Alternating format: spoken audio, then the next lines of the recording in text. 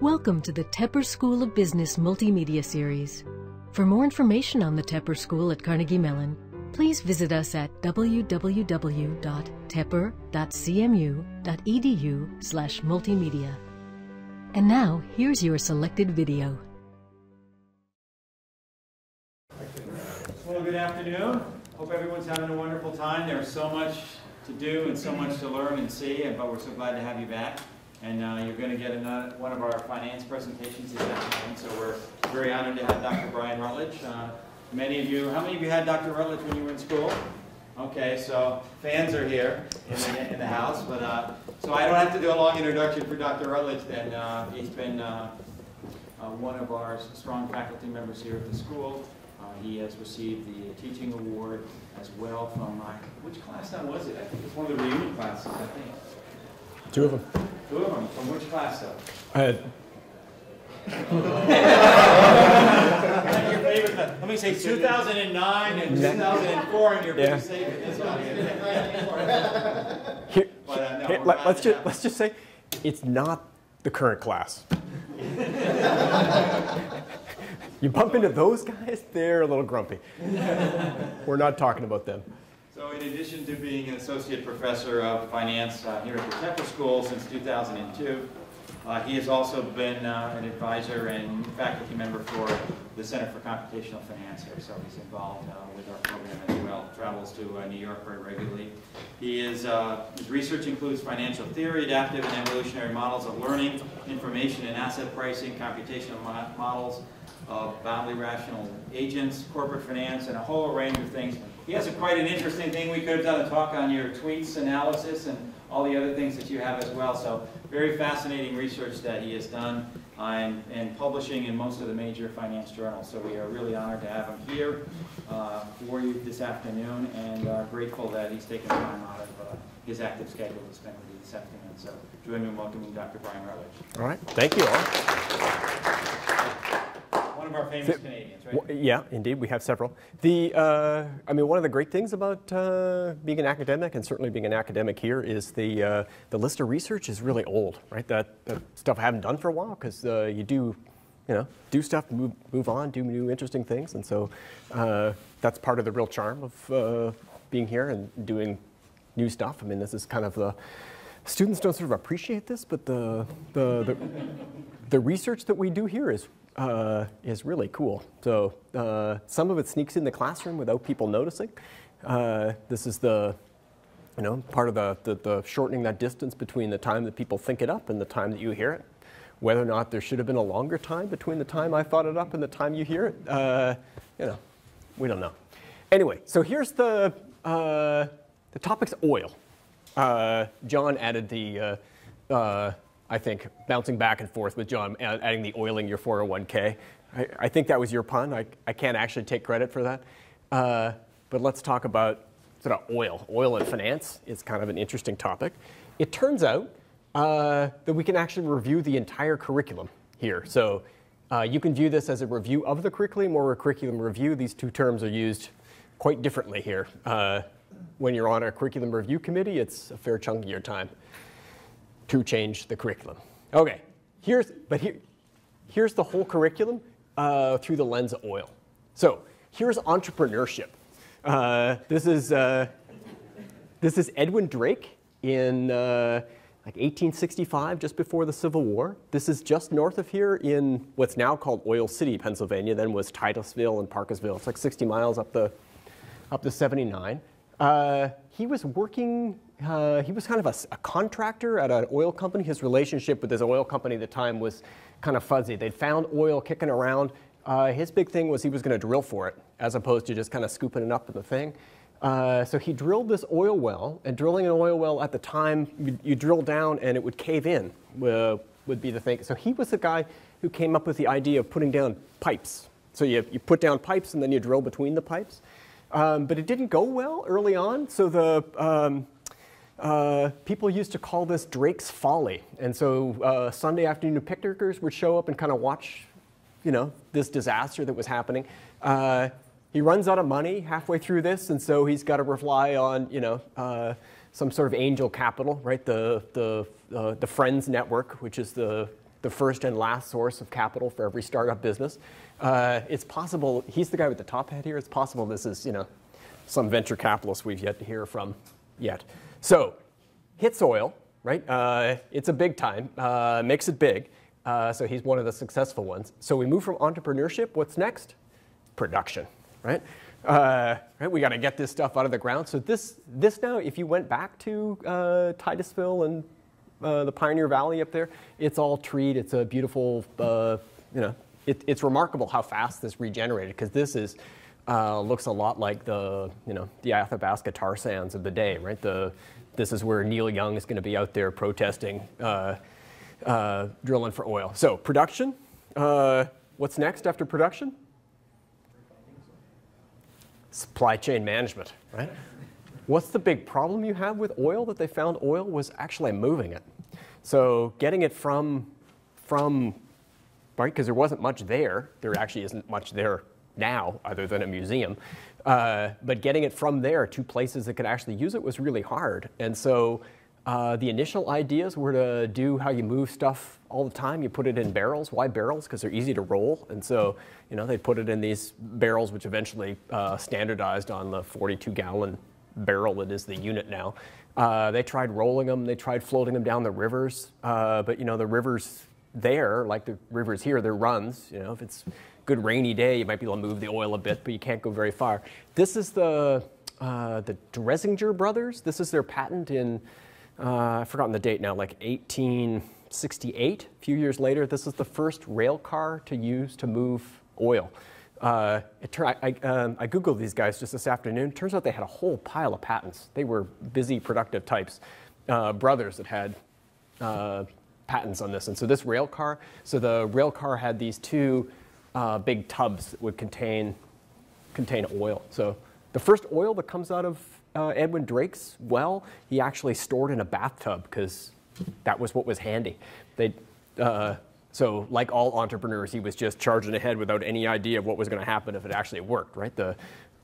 Oil's coming, what do you do next? So here's supply chain, so we can actually move this. It turns out that rail cars are still real important for oil. So the Keystone pipeline that has not been built basically from the tar sands in Alberta through to Cushing, Oklahoma, and the Gulf, that's still waiting. That caused a whole bunch of weirdness in the oil markets a few years ago. Much of that has been solved now with rail cars. So if you try and rent a rail car or buy a rail car to lease that can carry oil, they don't look like this anymore. They're now the cylinder ones. You can't find them anymore. There's a big backlog on them. So all this oil that's not flowing through pipelines is now flowing on rail cars, which is not just inefficient, it's actually much more environmentally dangerous because rail cars break much more often than pipelines. But that's an aside. Okay, we got entrepreneurship, production, supply chain management. Who are we missing? What's next? Marketing, right? What do you got? We got to sell the oil. So what are you going to do with this oil? Put it in a bottle and sell it for people to drink. That was the first idea. Diarrhea, cholera, piles. It's not clear whether or not this is like, causing or curing, but whatever. It's they did have the marketing down. If you go buy yourself a nice extra virgin bottle of olive oil now, it'll look a lot like that, right? The kind of rustic old oil. This is not quite, the next one's not exactly from the same era, but I just sort of love this picture for all kinds of reasons. So this is from the 1950s, from a Shell's commercial, Shell's magazine supplement they stuck in to tell you about why oil's a good thing and moving the world forward. And it's got all kinds of, heat, heart, right? This one turned out not to be so true, harmony. It turned out not to be the peacemaker that people thought it was. Okay, so I think we've covered most of the basics. So now we're on to finance, right? So this is the land exchange at Parkersville, and this is the land exchange at Titusville. These are a bunch of people standing around who are not out there drilling oil. These are traders, right? This is like an early market for land back there who are basically going to, they're important to the process. but they don't seem to be people with shovels in their hands. They're not people moving the oil. They're not putting in the bottles to sell. What are they doing? So I think we've covered most of the curriculum. This one. So a few years later, this is the Drake. Anybody recognize what part of the curriculum this would be? I think of this as alumni weekend. Right? So this is the Bob Damon of the day, right? He's mentioning that we're building this lovely monument and we could use a few extra dollars, right? What's going on? Okay, so, yeah? This is coming. Yeah, there we go. Okay, so here's what I thought we'd chat about for the next little bit is sort of oil as a financial investment. So oil is kind of fascinating because it's a big chunk of the economy and it's got all kinds of interesting components to it. But what we'll think about is sort of, it's hard to separate these two, but we'll focus in on this commodity component in your portfolio. So one of the big changes that's happened in the last, sort of since, say, 2004, so say since the last 10 years, is there is a lot more people trading oil. There's a lot more, it's hard not to make this pun, there's a lot more liquidity in oil, there's a lot more volume in oil. You know, let's get all those out there. If you got any, lob them out, away we go, right? So, but anyway, the amount of trade in oil has increased a lot. It is now an asset class that people think about when allocating their 401k plan, 401k money. So if you think about taking your 401k, the classic way to divide it up is you put some of it in bonds, some of it in stocks, right? So you know, the conventional wisdom is when you're starting out, you put a little bit more money in stocks, and as you get closer to retirement, you move a little bit more to bonds. The question is, are there other assets to invest in, right? The hedge funds,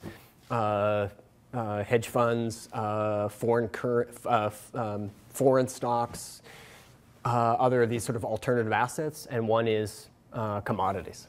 So let's take a look at that, and feel free to dive in with questions. And I can't tell whether or not I've got exactly 8 minutes material or 60 minutes of material, so we can go. So if we want to think about sort of the risk return of oil, particularly in your portfolio, what you're interested in is, you know, what's the expected return, right? If you put your, right, think about doing your 401k allocation, right? If you put money in bonds, you're earning, you know, about 1%, right? If you're good, you're earning about 1%, right? The real rate of interest is really small. If you put your money in stocks, you earn about 6% more of that, right? The equity risk premium. Why don't you put all your money in stocks and just call it a day? You know, you'll find that advice from some people. Well, you know, stocks are risky, right? They're sometimes they're up, you know, say 26%. Sometimes they're, you know, down 25%, right? There's a big swing in stocks. It's kind of, you know, nerve-wracking. Right? You feel it right in here, right? And so when you're doing your 401k allocation plan, right, that's the, you know, I like that bonds. If only we could get that 7% return in bonds and safe and be done, you know, we'd be all set. So what are the characteristics that are similar with respect to oil? So there are here's two broad facts about oil. One's fairly obvious. The other is more controversial, depends on how you read the data. But the first thing to notice is that the oil and growth go hand in hand. So if you think about the big growth that has happened since Edwin Drake came in 1775 there, the growth in the US economy has been pretty much follows that black line that goes up there. That is the percentage use of oil. Partly I like this plot. There are no other slides I've ever used that actually tells you how much wood people have burned. That's a pretty cool thing to include. We used to burn a lot of wood. If you kind of zoom in a little bit, you can see this more dramatically, right? This period of, you know, the post-war period is this, you know, stellar period in the U.S. economy of growth from, you know, 1950 through 1970. That's the when you hear people talk about the glory days of the middle class and the American dream. I mean, that's what they have in mind. Also, you know, we were driving very big cars in the 1970s. I do not know who has the record for the biggest car amongst Tepper faculty, but I'm going to guess it was Chester Spat in his Cadillac from the early 1980s. Chester used to drive a Cadillac that you could not fit in this room. So somewhere in the 2000s, he switched to, the modern day equivalent, and so now has, a BMW, I don't know, 15 series or whatever it is. So that's oil. So oil and growth go hand in hand. So one of the things that's hard to do when looking at what's the risk return in a new asset class is I got to measure the risk and return. And when you think how much data do I have? Well, it's a long period from 1900 to 2000, but the problem is it's only one period, right? So when you think about sort of time series models and time series, the big challenge is we only have this one time series. We've got to make the most of it. So the thing to store away in the back is lots of the facts that we'll think about with respect to oil are going to be colored from the fact that, we could have hit something else that wasn't oil. He could have found Keanu Reeves chain reaction. Anybody? We have to stop here if nobody's seen actually chain reaction. Hydrogen. Yeah, hydrogen fusion, basically cold fusion. Yeah. Okay, we can move on. I mean, it's Keanu Reeves as a he's not quite a physicist. He's a physicist engineer type with some kind of gift. You're not buying it, are you? The movie The Saint. Val Kilmer is also the cold fusion era. My point. Back in 1870, we might not have hit oil. We could have hit something else. Would things have looked different? Would have had the same properties? That's kind of a hard question to answer. So store that away. So that's oil and growth. Here's the second one to think about, which is oil and the business cycle. So not these long horizon frequencies, but the 3 to 5 year business cycles that go through, right? Our reunions are kind of organized right around kind of business cycles, right? You guys, the booming class, this includes the class of 2009, right? Who lived through the great financial crisis of 2008. I still remember that very well, the September 15th, 2008, the day Lehman Brothers went bankrupt. I was teaching in New York, so I traveled to New York that morning, and I walked past the New York Stock Exchange. I took a picture of it for the students just to remind them it's still there, that things are chaotic. And I get to the office, and I got all these emails from students who are basically saying, hey, I work at Lehman Brothers. We're going bankrupt. I'm not going to get assignment 1 done. So I replied, seems all the more reason to get assignment 1 done. Which I thought was the most sage advice I've ever given. It came across if you pull up the teaching evaluations, you'll see the words of unfeeling, heartless, Anyway, we're moving on. So thinking about sort of the business cycle, here's the price of oil over the last, since it kind of became interesting in 1970s. So and this is normalized to be in current dollars. So what you can see is the price of oil is really moving around. This is a log scale, so it's a really big volatility. So you have your first OPEC crisis in 1973. This is when everybody driving Cadillacs realized, And then 1979, this also comes with, right, the 1979-1982 recession. This was when people talk about the Great Recession of 2008, we compare it to 1982. It was quite disastrous. There's a huge price of oil fall in 1986 when Saudi Arabia decided they were losing market share. Oil's really expensive. Everybody's looking for it. Maybe we'll lower the price. I don't know how many of you started a price war in game back in the day, but it never works. But it was good times, right? There's a big spike of oil at Gulf War #1. Somewhere in here is the stock market crash. Here's the start of this kind of weird period in oil. This moving forward, this 2004. I sort of dated it right around the time of the Iraq War. But what you can see is these big fluctuations are related to the business cycle. So here's a picture to kind of highlight that. So here is here's the relationship between employment and industrial production. So this is literally called a cross-correlation function. You guys all remember cross. The beauty of giving alumni talks at the Tepper School of Business, right? You're going to see regressions, cross-correlation functions, T-stats. It's all coming. There's nowhere else in the world you would do that. I'd be hauled out in chains. The dean would be right in here arguing. So what do you see in this picture? If you look at 0, what that means is these things are moving together at the same time. So hours worked and industrial production move almost at the same time. They go up 1 for 1, right? So they're positively correlated, and they happen roughly at the same time. If you eye this a little bit, you'll see that hours work lag a little bit of industrial production. So things sort of pick up, and then employment follows. So if you look at other measures of employment, it kind of follows a little bit in the business cycle. If you look at things like housing starts, it leads the business cycle a little bit. So this is a way of seeing whether things have got a positive correlation, a negative correlation to the business cycle, and how they fall in sort of in time window. So what you see here is, the defining feature of the business cycle. It's a cycle. Things move kind of together. If you look at financial assets, here's your equity component of your 401k plan, which is, so what you notice is your equity is rising ahead of the business cycle, but positively correlated with it. So the result here is that, after you see the stock market go up, about 9 months later is when it shows up in industrial production. So when David Tepper was going long banking stocks in February of 2009, right? This is our new building is the result of this.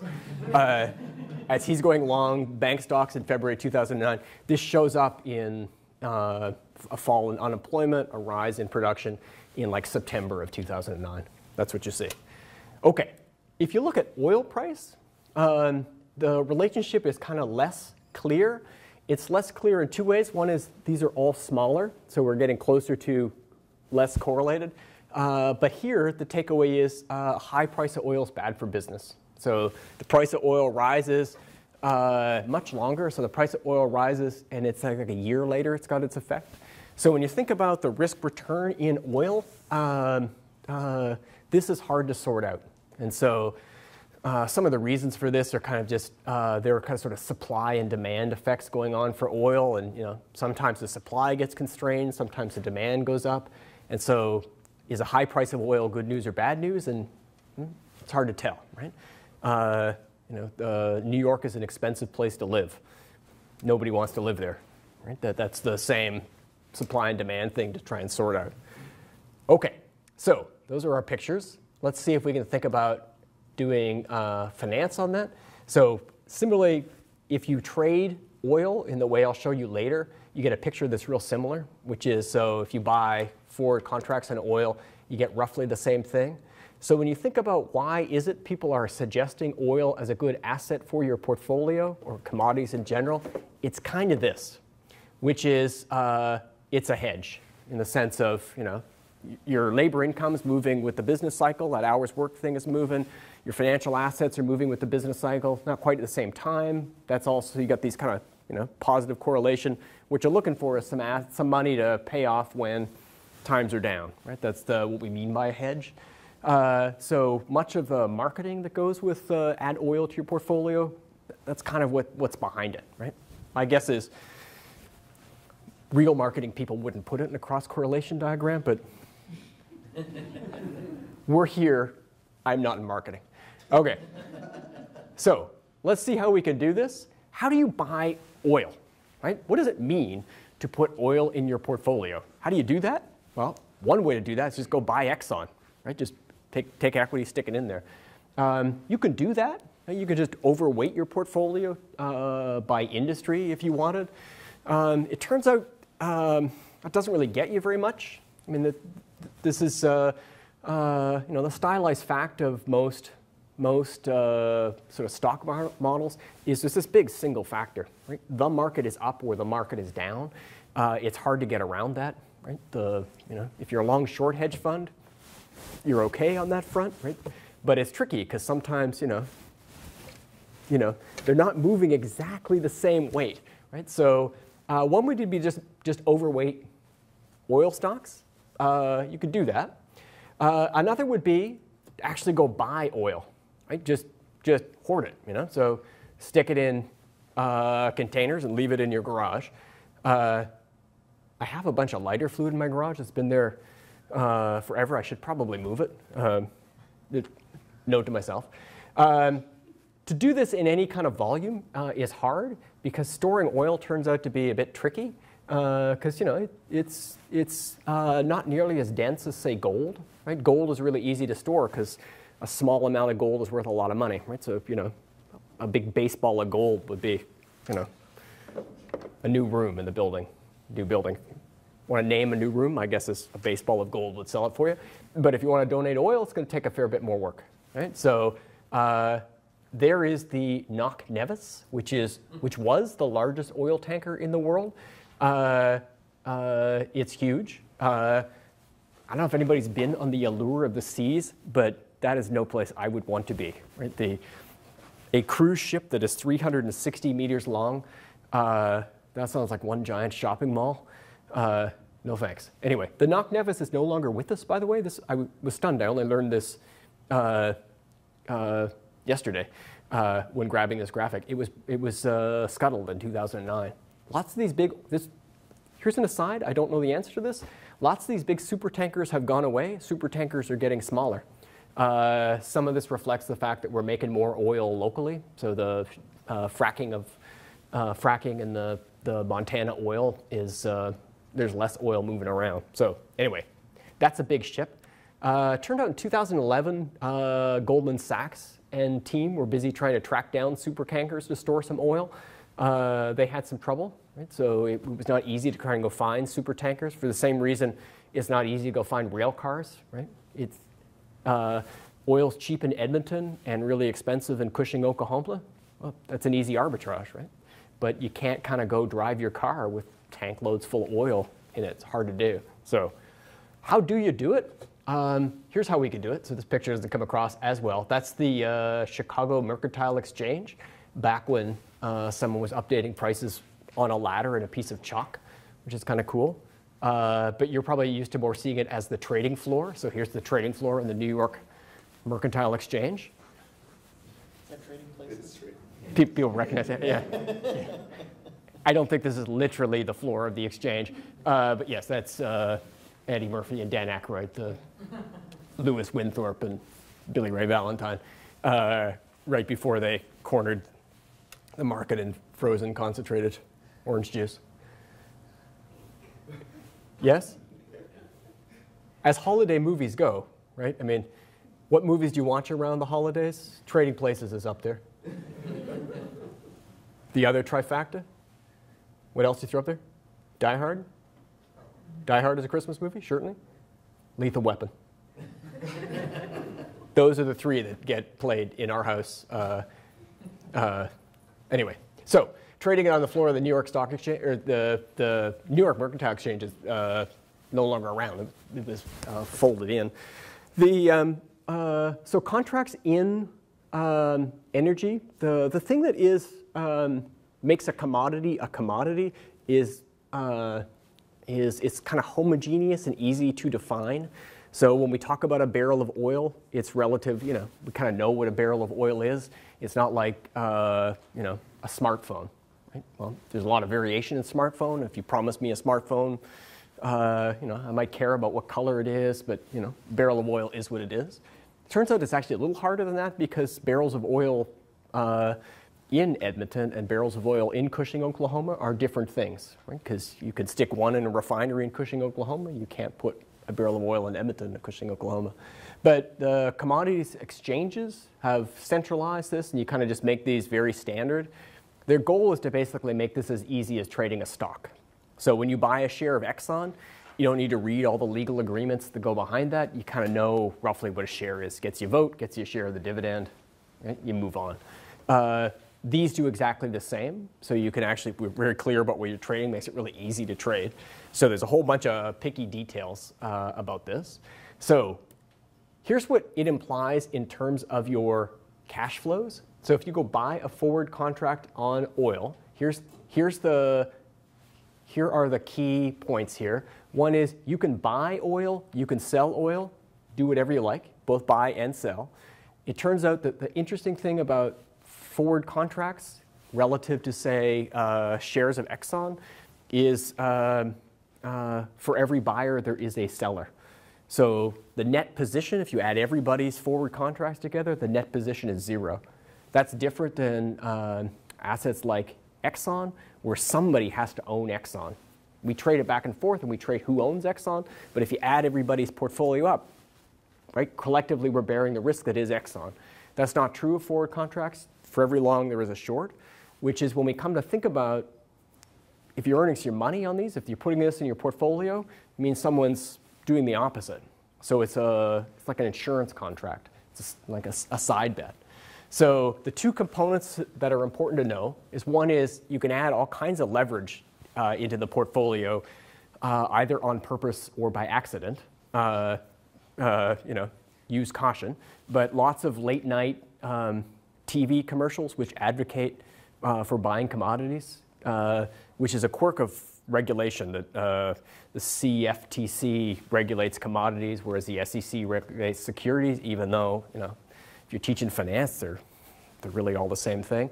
So you can advertise for commodities, which is why, I can advocate to you to go trade gold, whereas I can't advocate to you to, buy shares in my IPO, right? The different rules. So forward contract is we agree to a price now for delivery later. So we'll pick $80 a barrel. A year from now, you'll hand me a barrel of oil. I'll hand you $80. Cash flow that exchange hands now is 0. That's effectively where this leverage is coming from. The cash flows that take the wealth impacts, the cash flows that happen a year from now depend on the price of oil. And if if you go long a forward contract and the price goes up, you win. If you go long a forward contract and the price goes down, you lose. And the short position exactly the opposite, right? So those win-lose columns are, just because it's money trading hands. So on the forward contract is basically you and I on a side bet. It's like betting on a baseball game. The outcome of the baseball game is what it is. It's not going to be influenced by our bet. The outcome in the price of oil, the world market shouldn't be. It's hard to see how it would be influenced by this little side bet. Okay, so here's the beauty of this: is you can buy and sell these contracts without ever taking delivery. So what you do is basically buy yourself a contract of oil, in April, and then in May, sell it and realize the difference in price. So the prices will change over that time. Your cash flows go up or down. The buy low, sell high thing, that still works here. I got that right? Yeah, good. You didn't look as stunned by that. What did you learn in finance? Buy low, sell high. Right? What do we teach in computational finance? That you can sometimes sell high, then buy low. Right? That's it. Right? 18 months to tell them that. Most of them get it. Okay, so the idea here is you can never actually touch the oil. Right? This is just, you're just trading. So this is my favorite headline in the Wall Street Journal. The Pope does not care for your commodity speculation. Right? So his comment was, much more about wealth inequality in the world, perhaps, than specifically commodity speculation. But this is you and I betting on the price of food. There are starving people in the world, and yet you and I are betting on the price of food. Okay, but we stop betting on the price of food. Does it mean there's more food? Right? So it's not like we're actually going out there and bidding up the price of food by actually eating more than we want. Right? So when you think about trading in oil, right, is this changing the dynamics of the price of oil?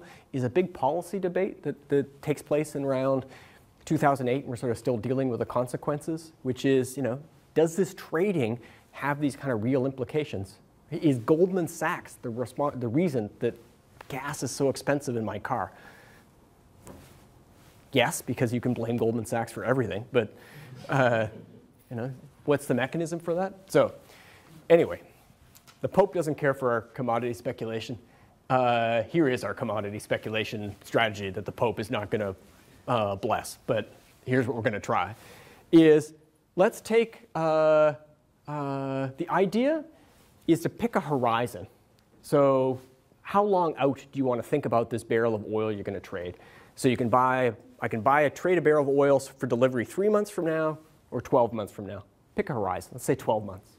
So let's go buy a contract for a barrel of oil showing up in April of 2015.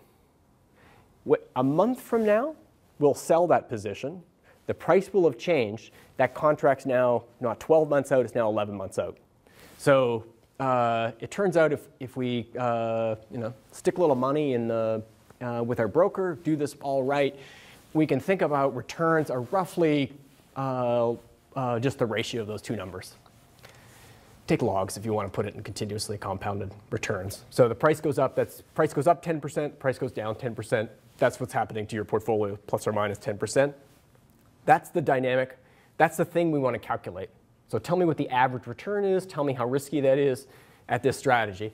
The thing we can play with here is at what horizon. Do you want to trade oil 3 months out, hold it for a month and sell it, or 60 months out, hold it for a month and sell it? That's what you can play around with. And then also you can, of course, do this without oil, all kinds of commodities. OK, so here is the average returns. So what you're seeing along here is this horizon choice. So you can do this strategy at the very short end. You can do this strategy out, say, 2 years, or you can do out, say, 5 years. One of the interesting things about oil relative to other commodities is it has traded futures with a much longer maturity. So I was going to say it was liquid further out, but that we've already done. We've done all of those puns. We're good. So what do you see here is you see big returns. These are big numbers. So the equity premium, bonds, stocks over bonds is about 6%. This is on the same order of magnitude. So this number is moving between 5 and 10%. That's huge. Right? Putting that in your portfolio sounds like a good idea, particularly if it's uncorrelated with not perfectly correlated with your equity. And that's sort of the argument that you see perhaps driving this big degree of financialization. If you look at returns pre and post 2004, 2004 weird things go on, so break it up that way. You can see that it didn't used to be the case that you would make big money in oil. So it used to be the case if you tried this strategy pre-2004 on the 5-year horizon strategy, your return would be negative 5%. Right? So you're losing money doing this. Is it a bad idea? Yeah, losing money is generally a bad idea, but it might be buying you some insurance. If you did this after 2004, you were making money like crazy. Is it risky? Yep, it's risky. So there's its standard deviation. These standard deviations are the market rate of standard deviation, say, call it 40%. So it's a bit less volatile than the market. If you want to divide one by the other, the Sharpe ratio, you can see they're equally big. So the market return would be around, say, 0.4. Right? So these are sort of on the order of equity returns in both their size and magnitude of either the return or the risk. And it's kind of surprising because they are these zero net positions. Right? So when you're earning this 10%, there's someone out there paying that to you. Right? That's not coming from the fact that you're generating more oil. It's not like you've somehow given money to Edwin Drake and he's drilling more oil. This is just trading money back and forth, betting on the outcome of the price. And so those numbers are really big. So how does this work? Sorry, there's my buy low, sell high. We've established, you guys remember this? Good. So here's how you do this. It turns out that if you plot, so here's the price of oil at different horizons for a couple of days. So if you take January of this month, just as a typical month, that's that green curve. That's what it often looks like, which is it's downward sloping. The near-term price of oil is high, the long-term price of oil is cheap. And the strategy you do is you basically buy low, hold it for a bit, and the price rises and sell it. That's sort of where that is why this trading strategy is working. Sometimes the oil curve is not, Keynes gave us these words, backwardated is downward sloping, and contango is upward sloping.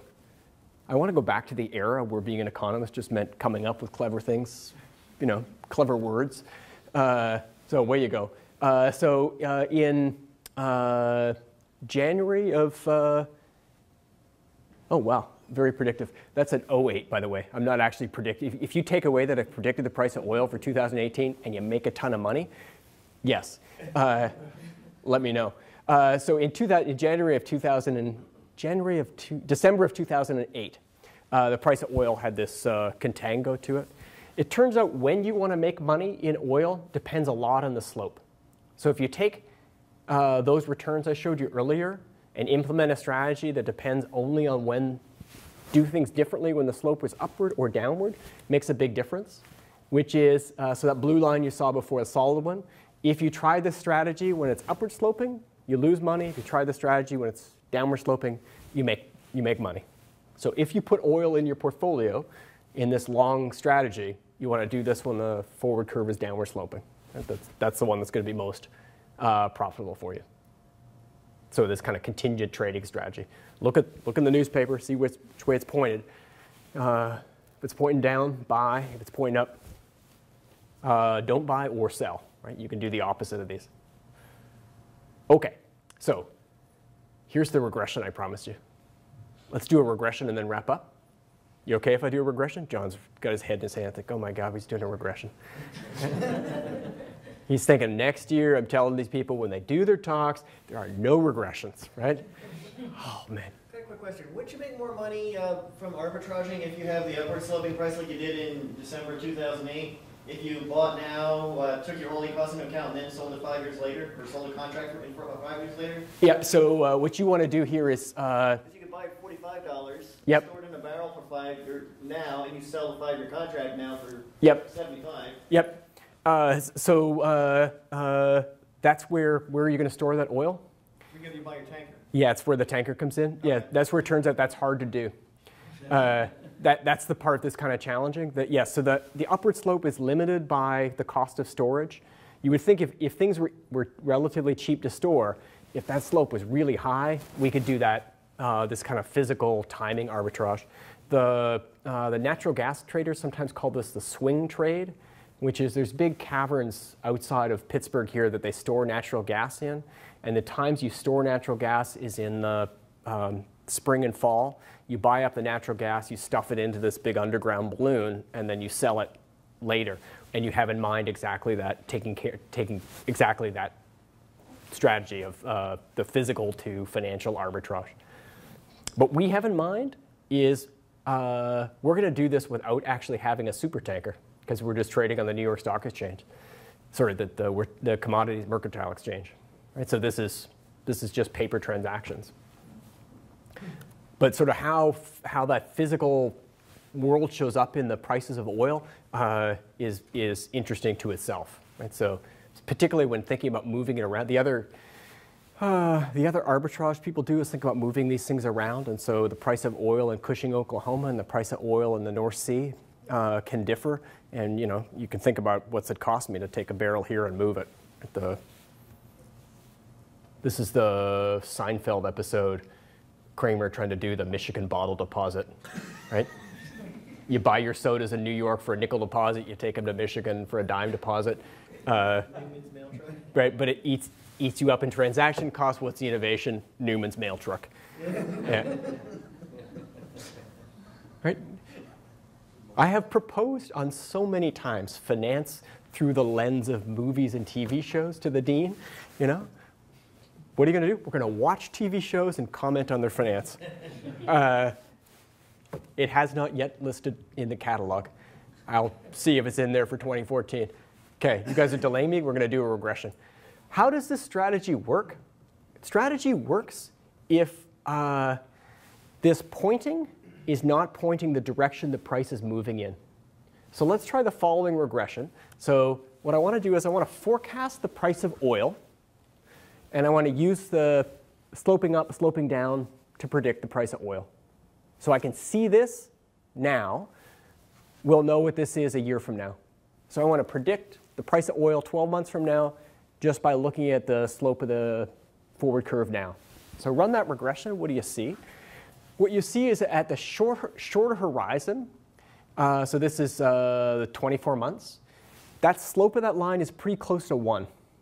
If it's exactly 1, the strategy is not going to make any money, because what you're going to do is basically commit to a price that on average is exactly the price that's going to be. We're forecasting a price at $80. You've committed to $80. You know, plus or minus, it's going to wash out in the end. The slopes turns out to be a little less than 1. If you go further, now we're talking. Now the slope is close to 0, which means that pointing down means a month is not pointing to the expected price change. That big gap that you're earning there, that is your return for taking on this risk. So if you do this regression, so this is kind of the way of looking at this regression. I highlighted in red the 2 I just showed you, but you can do these for all of these. And what you see is that B coefficient there, these are all less than 1. So these are less than 1, telling you that what you're seeing here is risk premia, not just forecasting the price. So there's something weird going on in here. The other thing that this is also telling us is that this risk premium is also moving around a lot. So it's got some interesting dynamics to it. The risk premium that you earn when it's a negative slope or a positive slope, it's got a different sign to it. And that's kind of, it's weird. That's kind of interesting. That's not like the equity premium. OK, so what should, this sounds like, oh my God, he's going to do a parable, right? The you guys are all looking at your watch thinking, the sermon's got to be done here, and he's just starting his parable now. That's a bit of a problem. What should be the risk premium in oil or in a commodity market in general?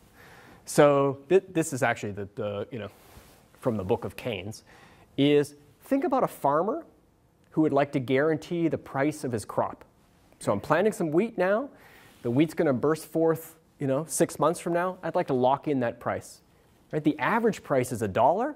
I'd be happy if we locked in at 90 cents. Right? So I'll take that discount. You, on the other hand, as a speculator, say, sure, right? I'm going to earn this 10% return on average. I'll fit that in. But think also about the baker. Right? The baker also faces this price of wheat, but from the other side, right? Which is they want to lock in their price of wheat. They'd actually pay a little bit more to lock in this wheat. Right? Or think about Exxon versus JetBlue. Right? Exxon might want to lock in their price of oil. JetBlue might want to lock in their price of oil. So who's going to earn this risk premium? Well, it depends on whether or not we sort of have more farmers or bakers on one side of the market. So where do you, as a person with money, says, I'm just here to offer you some insurance. I just want to make some money. Right? I don't really care about the price of oil. I don't care where it's going. I just want to be on what side of the market are you going to be on? And the answer is not obvious. It turns out that from 2004 to 2008, you wanted to be on the long side. That was where the big returns were. If you, in other markets, less so, but long oil seems to be where the natural speculation lies. But it's not sort of obvious where it is. And what makes it less obvious than the equity premium is this notion that these contracts match. For every buyer, I got a seller. OK, let's see if we can wrap up and then move on. So the interesting thing that people noticed, if you plot open interest in oil, that's the blue line here. If you plot the price of oil, the green line, this stunning, surprising correlation is it coincidental? I don't know. But this guy, Michael Mathers, showed up in 2008 in Congress and made a big stink about this. And so lots of regulation that has followed has been sort of worrying about this. Has this financialization changed the price of oil? What's new?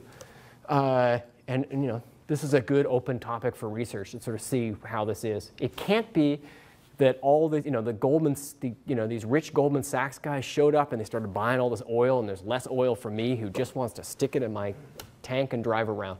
That's not what's going on, because it's just the market for betting on the price of oil went way up, and it went up at the same time as with the price.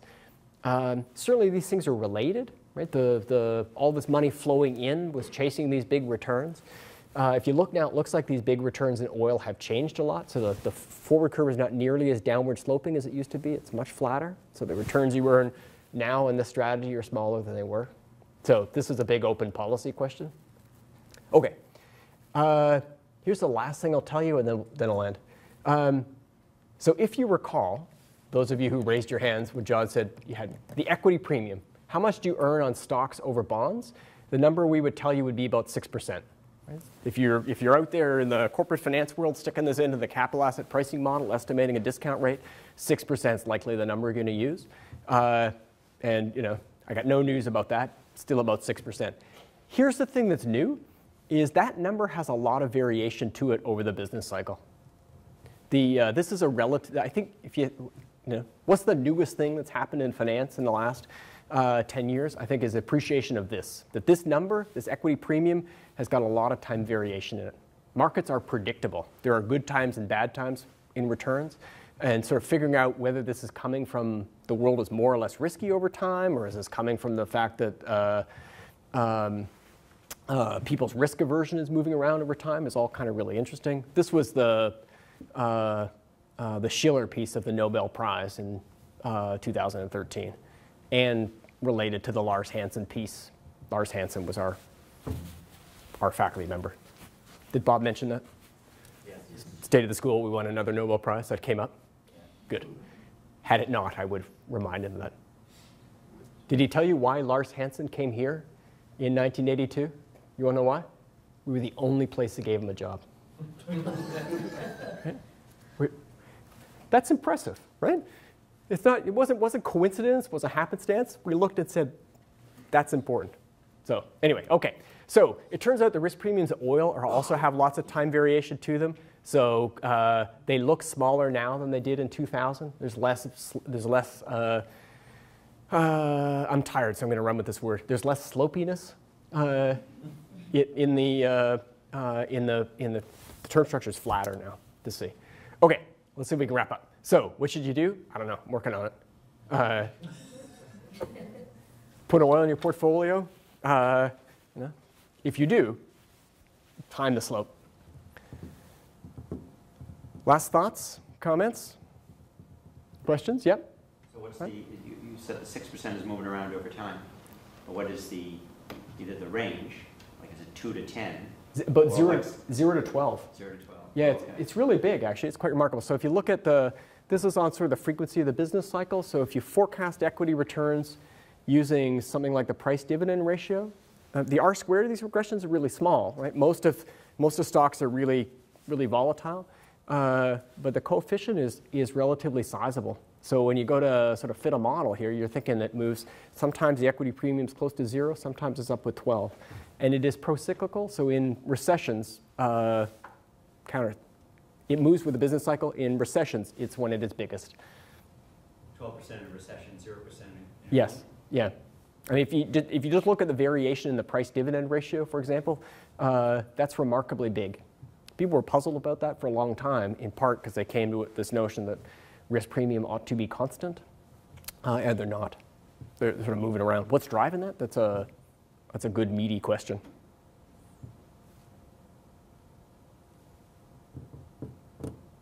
You want to pass out the exam? You guys ready for the exam? They didn't tell you there was going to be an exam? Any other questions? With your return there, does that, you had the model of you buying a contract for going long and then selling the contract a month later. Do you do the same analysis with buying a short contract and selling it a month later? Yep, you can do that. Yeah, it just literally makes them negative.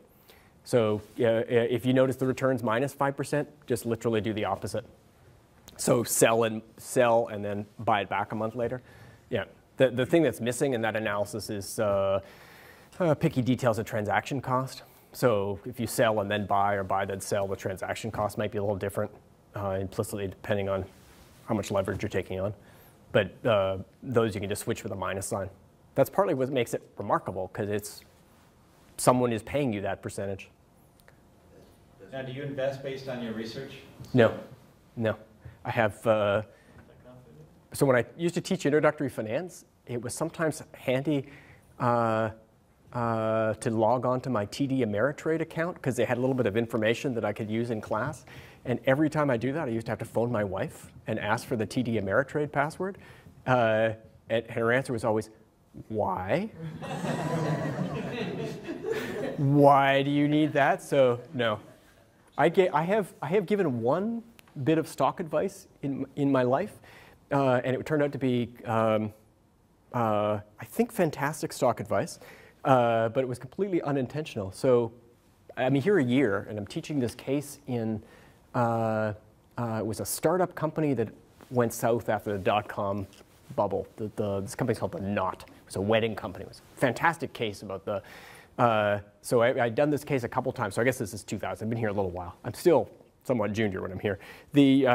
So I'm getting ready to teach this case again. And I check out their stock price, and I notice this interesting fact that their market capitalization was, smaller than the cash on their books. So if you wanted, you just go buy up the company, close it down, take the cash you bill, and make some money. And so I thought, that's kind of interesting. So I went to Rick Green and said, that's interesting. And what I meant was, that's kind of interesting. What Rick heard was, I recommend you buy. So, 3 months go by later, and your life as a junior faculty member is a bit stressful. And so when senior faculty members bang on the door in sort of an angry fashion, you sometimes jump. And so Rick goes, "What are you doing? My stock was just delisted." What stock? And so I took all kinds of grief about having given him advice that turned out to be bad. But it turns out that, 2-3 years later, I pull out this case. It's a really good one, so I've used it a couple times. I pull it out, I check the stock price. They're back in business. They're booming, right? They've caught on to this Web 2.0, the social media, the wedding thing, it's taken off. It's fantastic. And so I asked Rick, sorry, man, sorry. Oh, he said, oh, yeah, I made a fantastic amount of money, right? My portfolio was so overweighted to the Knot, I had to sell a bunch off, bought a new fishing boat and all kinds of stuff. Did he knock on my door for a thank you? So, one bit of advice, the results were somewhat mixed. So, no was the answer to your question. Well, thank you very much for your time with us this afternoon. All right, thank you. Thank you.